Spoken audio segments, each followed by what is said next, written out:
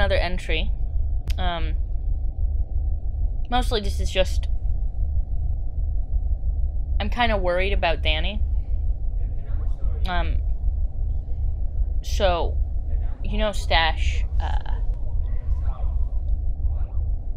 is not doing too good. They're in the infirmary at the moment. They had a relapse. Turns out that they had a Dezo problem, and when they got out, they relapsed and almost OD'd.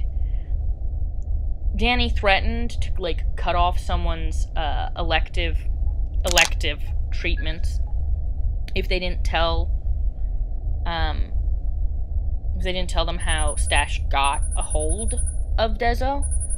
I don't really know if that was a good thing to do, because the person that Danny was threatening was the person who found Stash. I mean, so, like, the other thing is it's Dezo. Like, Dezo's crazy.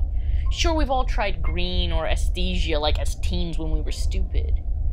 But Dezo's like, that stuff rots you. I've seen some of the pictures that my friend Amit showed me, and it's like, you can, like, peel off skin and stuff.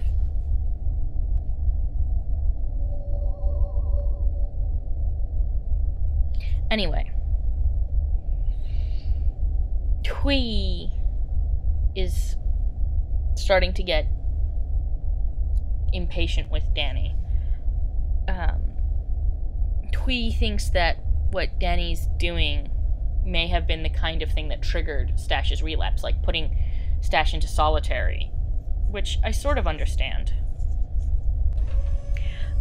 And also, Twee told me that what Danny was doing, you know, threatening to take off the electives was illegal anywhere else, but that here, where prisoners, because they're prisoners, they don't have quite the same amount of rights, and that that what they brand as elective is actually the kinds of things that could cause somebody to go into some serious issues. Things that could potentially cause things like relapses.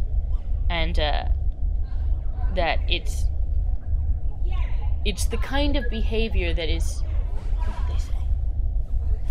It's the kind of behavior that's implicit. It's the kind of behavior you see in guards when they're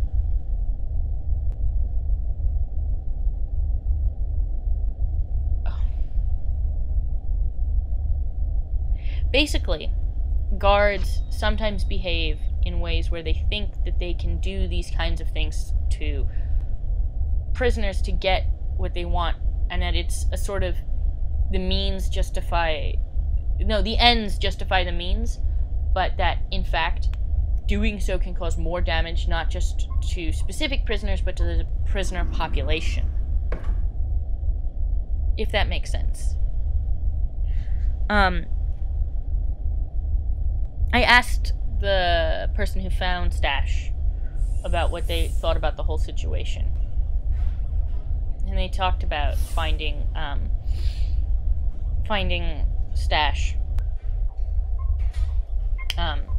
like, in their bed, and they thought that Stash was, like, asleep, until they realized that Stash wasn't moving or breathing.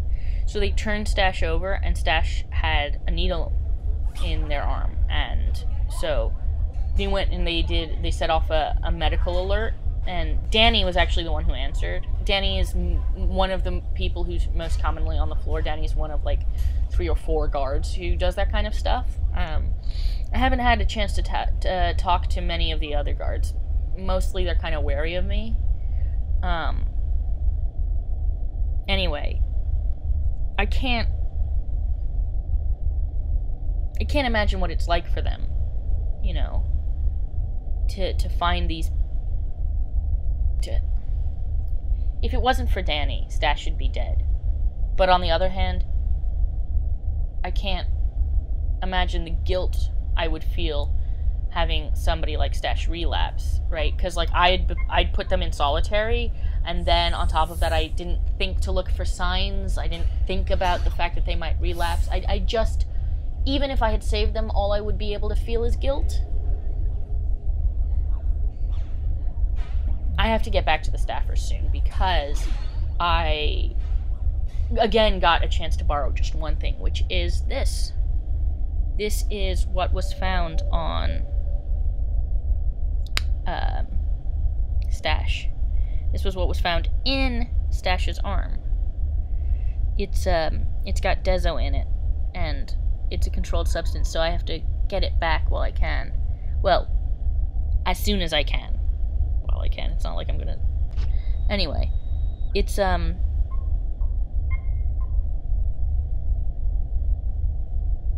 pretty heavy stuff.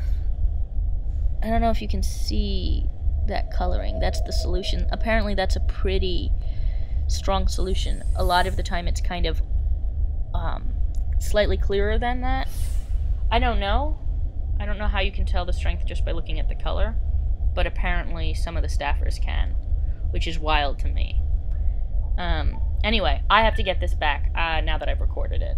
Otherwise I'll get in trouble. So I will get back to you as soon as I know more.